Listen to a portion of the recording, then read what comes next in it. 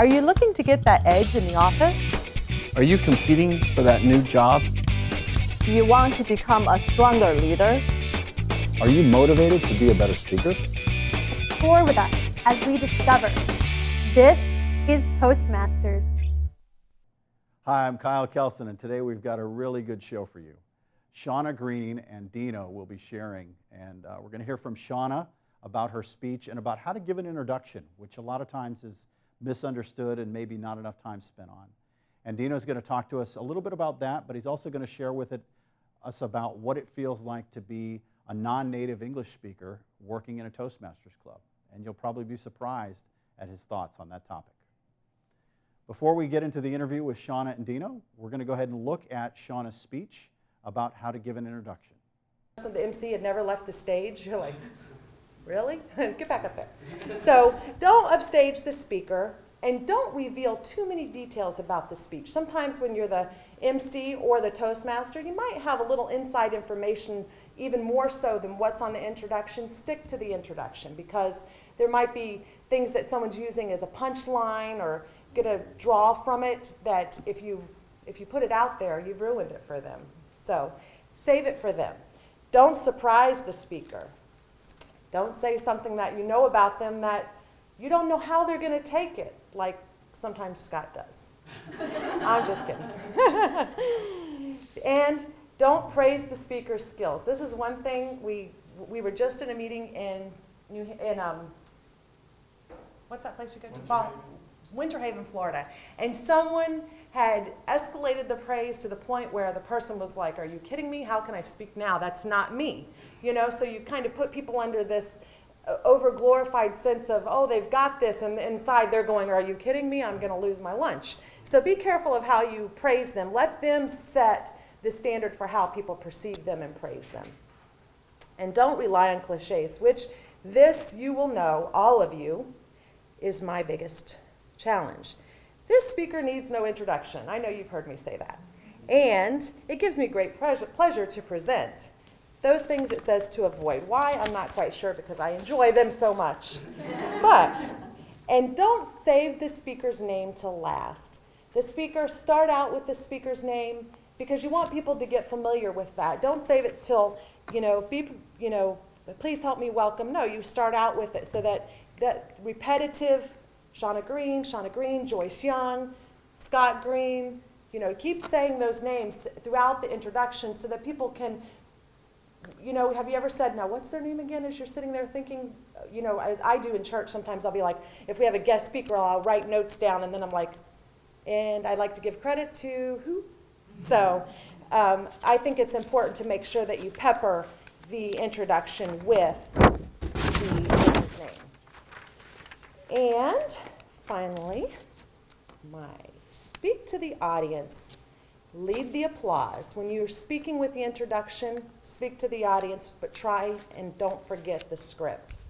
One time I was really depending, and Scott can attest to this, it wasn't here, but I was really depending on the introduction to help me with my speech because I was right up against the clock. And I knew that if they did the introduction, the way the introduction was written, I wouldn't have to explain a lot more than what I did, but they totally went monologue on me without it. And if I would have started that speech without that recapping of information, everyone would have been. So it's very important that you speak to the audience, but follow the script. And lead the applause. You're up here. Don't wait for someone out there. When you have this podium and you're the Toastmaster, you're instructing people on what to do. And if I'm waiting for Jessica, when I'm introducing someone and I'm standing here, I have nothing better to do than to say, hey, come on up. So make sure that you're the one leading the applause. Make sure you shake hands and make sure you leave the lectern. No one wants to speak with you right beside them. Of course. And obviously, this is one of the things that I really love about this club is I have a few people that I look at quite frequently that sort of give me strength. Not sort of, they actually give me strength, Kyle. And as you're giving a speech, if you've given that icebreaker, Lee, you gave it today. It's a nerve-wracking, even the most experienced speakers get that nerve-wracking emotion. And so when you can look at Beth, I depend on her a lot too. I'll look at her, she's always smiling. She always, that moment where I'm frantic and I'm looking for words to say, I know who to go to. So if you can be that for somebody else, someone will be that for you. And I just encourage us as we grow as a Toastmasters unit and we learn to help each other through, because that's why we're all here. The more we have around us to help us grow, the more smiles we see, the more encouragement, the better club we're going to be, and the better speaker we're going to be. Thank you, Mr. Toastmaster. Hi, I'm Kyle Keldsen, and today I'm with Dino Rafael de los Reyes, as well as Shauna Green. And we're going to start off the show by talking a little bit about Toastmasters and how Dino and Shauna came to join us. So Dino, could you start off and share with us a little bit about how you came into Toastmasters? Hello, Kyle. Thanks for having me today. You're welcome. Toastmaster is something that I've known since I was in the Philippines, and I've long wanted to become a Toastmaster, to be a member. The thing is, it's like 18 miles away from where I'm at, and unlike here where you have freeway, we only have a highway there, and the highway is two opposite lanes, and some parts muddy, and some parts, you know, susceptible to landslides. So it's not really like very practical for me to travel 2 hours to 3 hours along that path just to be there. So 18 miles might have well been 180 miles. Could be. Okay, Yeah, sure. and that's not even an understatement. Yeah, so 6 years ago, I moved here, and that's one of the things that I started looking, and I found Merry Masters, and since then, it's good to be here. Excellent, excellent. Shauna, how about you? How did you come to join our club? I came to join Toastmasters because I wanted to organize my thoughts, speak within a certain amount of time, not ramble on. And I'd been asked to speak at several different venues over the years, and I've always declined because I have sat in meetings where people went on and on and on, and I didn't want to be that speaker. So Toastmasters was really the catalyst for helping me to achieve that goal. But the one thing that I find striking about my membership at Toastmasters is I went after the speaking aspect, but the thing I've most benefited from is the leadership aspect of it all. And so it's been a very dynamic environment for me, learning-wise. Absolutely, absolutely. Well, thank you. And Dino, tell me a little bit about your experience since you've joined Toastmasters. I'm sorry? Tell us a little bit about your experience since you've joined it. What have you gotten out of it so far? Oh, I've gained friends. You guys are now my friends. I don't know if you consider me, sure. But I gained friends, and you know what? Back in the Philippines, I've been speaking to. I'm an orator. I love to be like the host of a program and stuff like that. But over here, it's kind of different because my environment is totally different, and how you do things is quite different as well. So certainly. it has gained me some confidence at work, and even outside of work, like leading.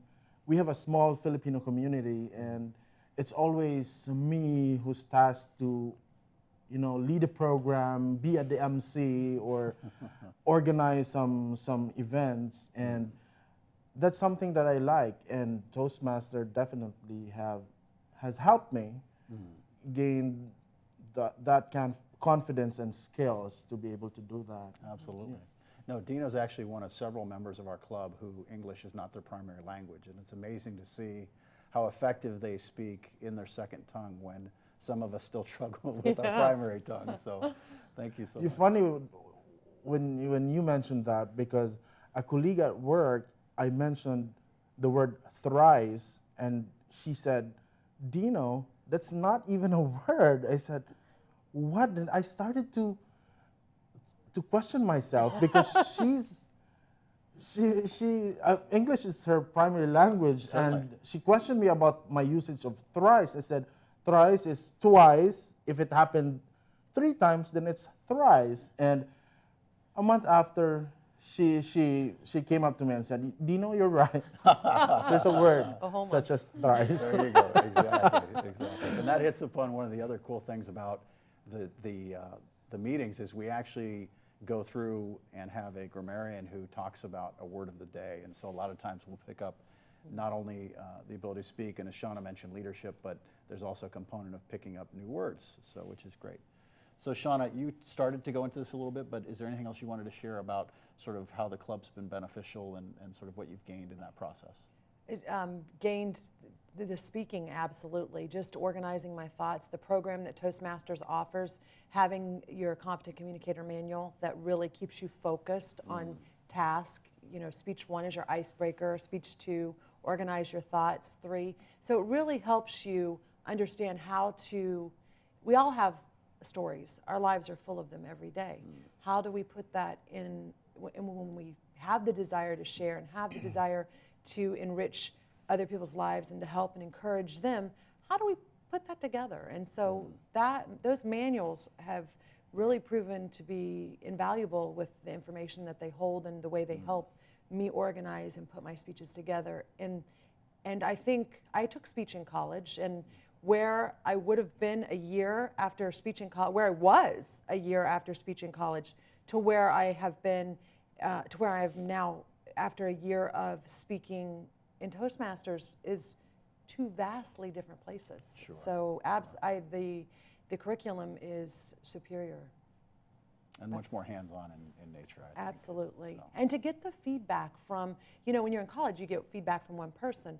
When you sit in a room of 20 people and everybody is telling you, well, this is what I thought, this is what I thought, you some information you take it and you file 13 it and you throw it away, but others, you take it and you learn and you take a little bit of this and you take a little bit of that, and it really cultivates you as a speaker. Absolutely. And that, I think, when you can have, you know, 15, 20 people giving you feedback, and not a personal opinion or based on something liking you personally, or it has no bearing on it. It's strictly speech content, and so I think it's phenomenal. Excellent, excellent.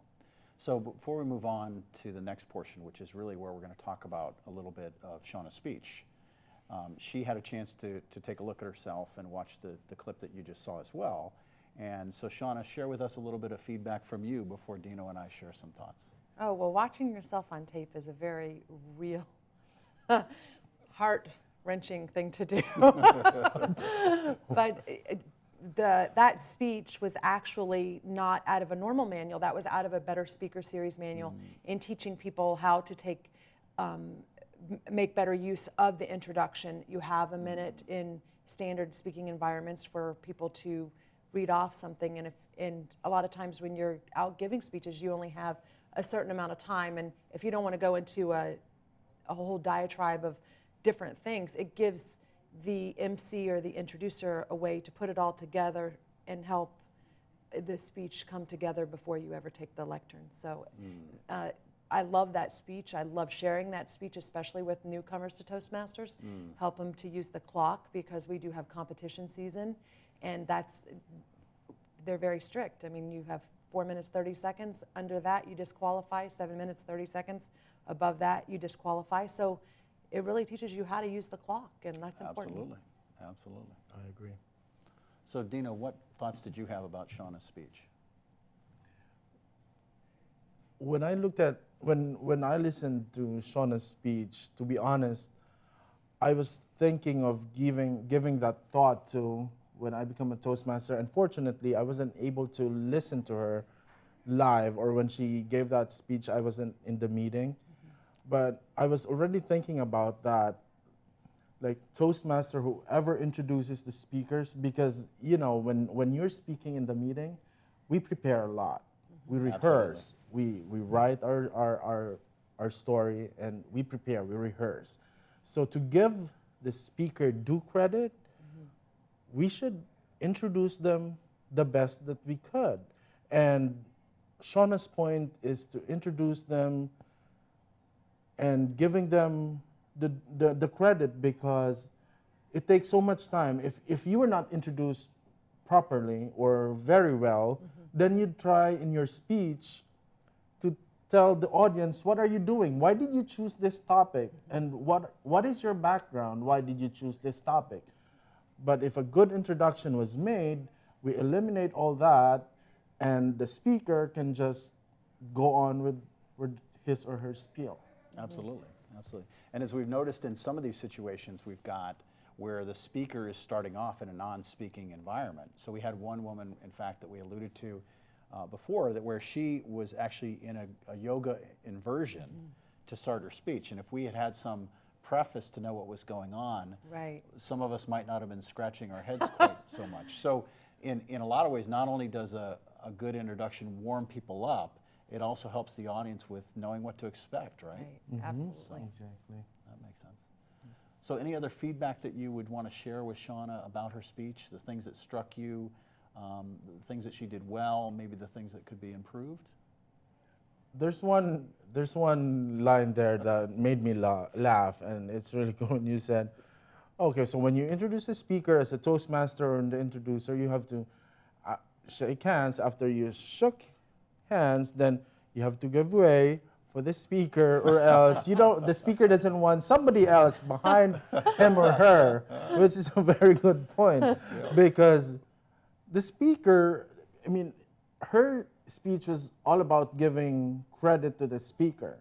So after shaking the hands and introducing the speaker, naturally you have to give way, the limelight on the speaker, not to the introducer anymore. So that's really funny. I like that. Absolutely.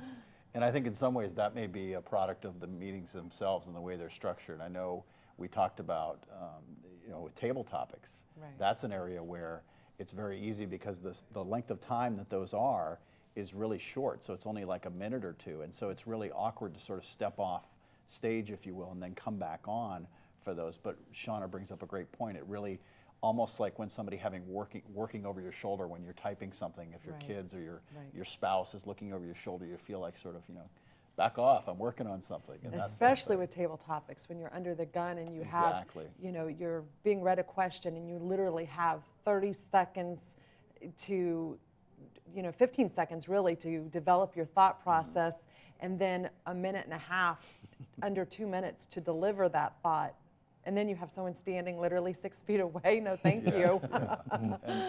And I've been probably one of the worst offenders in that regard. The thing I want to mention about table topics is that that's a portion of our meeting where we talked. Shauna's speech was a traditional speech that we obviously do, but we also have table topics, which gives you a chance to do some impromptu speaking. So essentially, the table topics master will select a topic, either a light one, a humorous one, or maybe something more serious in nature, like what's the meaning of life in 2 minutes or less, that kind of thing. And so in that environment, you get some chance to really think on your feet. And that's great for things like job interviews, or when you're at a cocktail party or something like that, where all of a sudden you're asked your opinion about something and you haven't really had a chance to think it through. So Right. excellent, excellent. And how to stay clear of those things that could be offensive, or to not draw a side of something when you don't know how someone else feels about something. How to stay neutral, and that is table topics is a definite plus in that area, is keeping you within the lines of what's okay and what's not. So. Absolutely, absolutely. Shauna, going back to your thoughts, you had some thoughts about your hands. Talk to us about that and sort of what you saw that you didn't realize you did, and maybe what you're thinking about doing to deal with that in the future. I constantly grab when I'm speaking. It's my comfort zone. I protect myself, and so I'm always clasping my hands. And I just actually gave an evaluation last night in a meeting, and the girl did the same thing. I just realized I did, and the advice that I gave her was to practice at home in grabbing her pant legs, like keeping her hands down by her side. And having just gone through competition season, one thing I did was I watched a lot of competitors, and I noticed people do not, they don't do the power stance when they speak. They don't do a lot of the things that we think speakers do. A lot of the real professional speakers, the ones that have gone the distance in public speaking and motivational speaking, their hands are down by their side, because you're not paying attention to this, you're paying attention to this.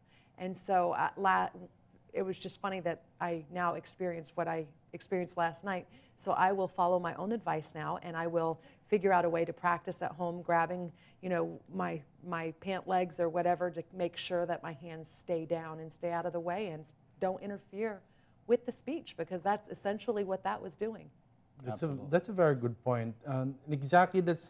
This is exactly the beauty of Toastmaster because we joined Toastmaster, Merry Masters 2012, probably the three Right. of us. Sure. And now we're called seasoned Yeah, Toastmaster.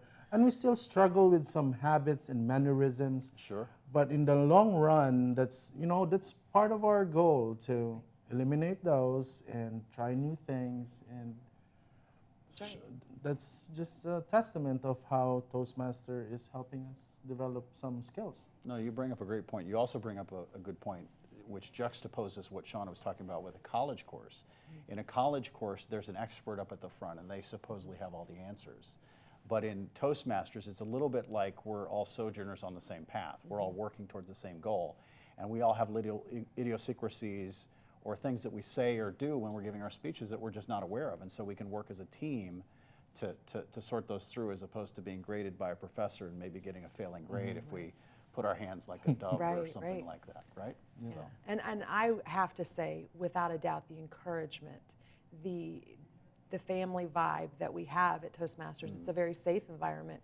So people are open to say, look, you're hiding in your hands again, or to say those things and not in a mean way and not in a constructive, harsh way, but in a corrective, like, hey, I saw you, I caught you, and it really makes you cognizant of what it is you're doing. And it's encouraging, because I know that everybody in that room wants to see me succeed just like I want to see them succeed. So Exactly. what better environment?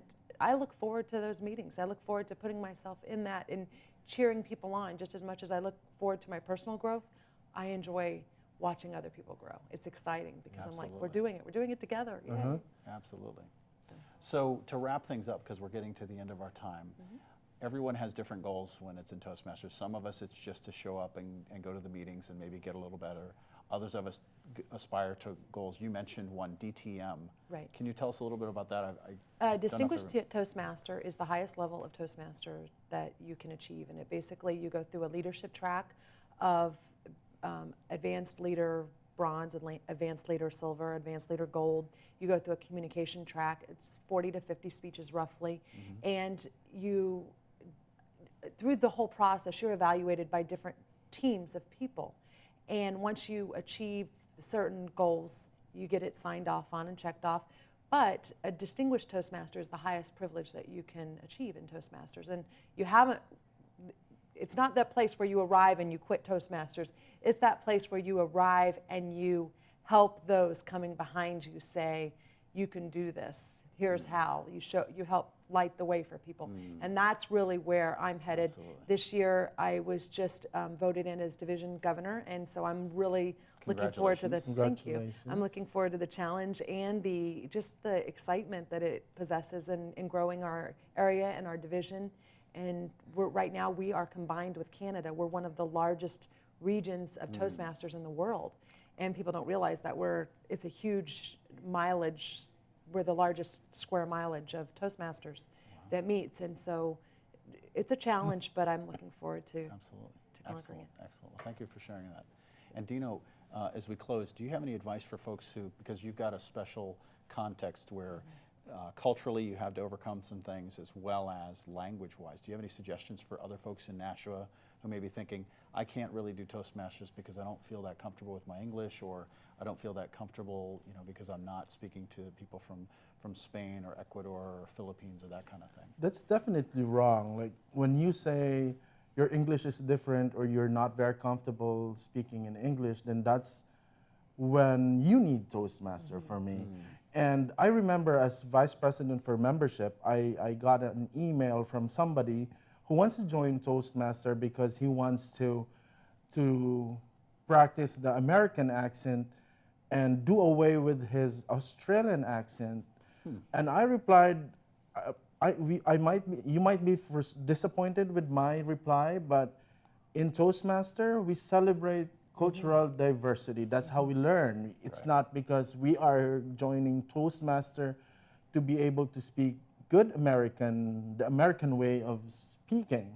But whatever you are, wherever you're coming from, share your ideas, share your knowledge. Let's work together. This is basically Toastmaster.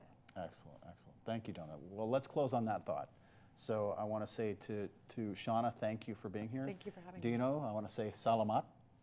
Walang anuman. Thank you. My pleasure. All right, until next time. This week, we've got a great video from the home office about how to give an impromptu speech or impromptu speaking opportunities. And a lot of times we're asked to do this kind of thing, and you're not ready. So hopefully this little video clip will help you learn how.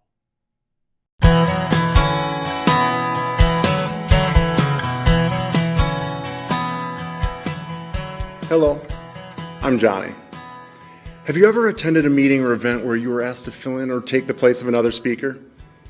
Thanks for visiting Toastmasters International. Since 1924, we've helped more than 4 million people gain the confidence to communicate in any situation.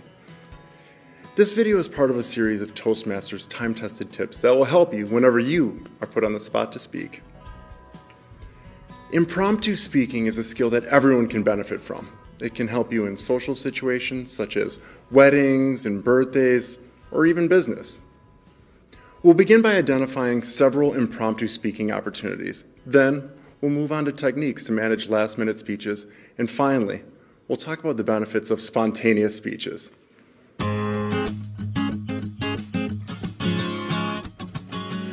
Let's begin with the many opportunities to practice speaking spontaneously. Business meetings and conference calls are structured settings that can help you test your impromptu speaking skills. There are many everyday opportunities to practice as well, such as speaking with a bank teller, customer service representative, or even a stranger at the grocery store. Most likely, you will attend a wedding, retirement, or engagement party. Now, these events are perfect opportunities to practice impromptu speaking from the heart.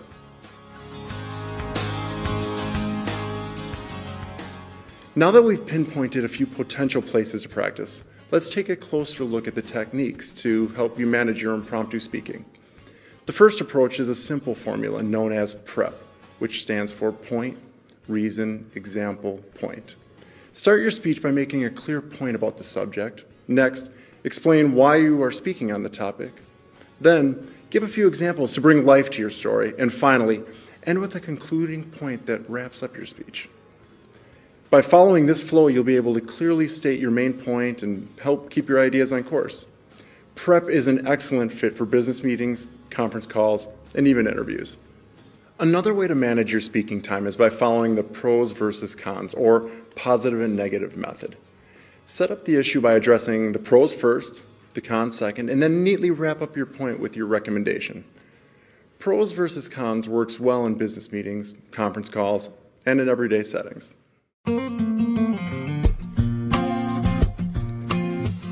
If you find yourself filling in for a speaker, quickly think about how you would open and close your speech. You may begin by sharing a few personal stories and then engage the audience by acting as a moderator, by encouraging questions and answers to extend the speaking time if needed.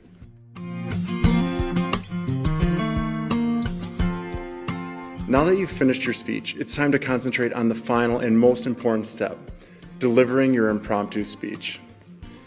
The only way to master impromptu speaking is by jumping in and practicing in real time. If you struggle with being a perfectionist, don't stress. Simply try to have fun. Most people at the event will applaud your courage and willingness to stand in. It's important to know one of the pitfalls of speaking at a moment's notice, and that is the tendency to ramble. The best way to alleviate this problem is to draft an outline before you go on stage. This may not always be possible, but if you can, take a moment to write a few notes to help guide you along. Incorporate the tips and techniques we've just covered, and in no time you'll be amazed at how quickly you'll have the confidence to be a great impromptu speaker. For more information on impromptu speaking, please visit a Toastmasters Club. Find a location near you at www.toastmasters.org. Again, I'm Kyle Keldsen, and we just got a chance to hear from Shauna and Dino. We hope you enjoyed that segment, both the information that Shauna shared about Toastmasters as well as about how to give an introduction, and Dino's inspirational feedback about how difficult it was to get into Toastmasters in the Philippines and why he chose to become an active participant here in the States. That's all, and we'll see you next time.